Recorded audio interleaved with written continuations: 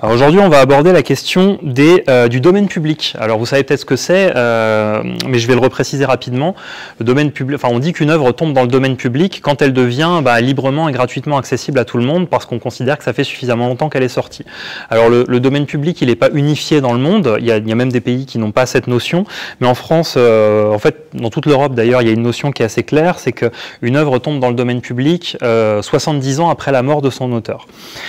Évidemment, il y a des subtilités parce que c'est la loi française et qu'il y a toujours des subtilités. Donc vous avez les années de guerre, vous avez les gens qui sont tombés pour la France, vous avez des exceptions au droit moral. Enfin, il y a plein de choses. Je ne vais pas rentrer dans les détails, mais la règle générale, c'est ça. 70 ans après la mort d'un auteur, on peut réimprimer, on peut copier, on peut diffuser l'œuvre. On peut pas en faire n'importe quoi. Hein. On peut pas réagencer les cases pour en faire autre chose. On peut pas mettre les personnages dans des situations dégradantes sans l'accord des ayants droit. Enfin, il y a un certain nombre de choses qu'on ne fait pas.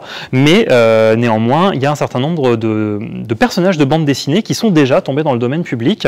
L'exemple que je voulais vous montrer, c'est cet album de Félix Le Chat.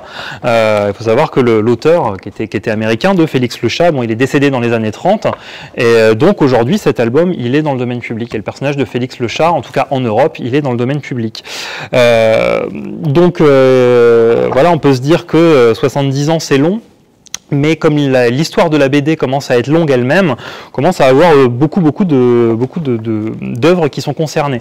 Par contre, il y a des œuvres majeures qui ne le seront pas avant très longtemps.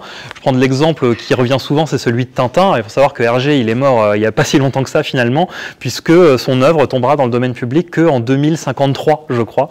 Donc on a encore le temps de voir venir.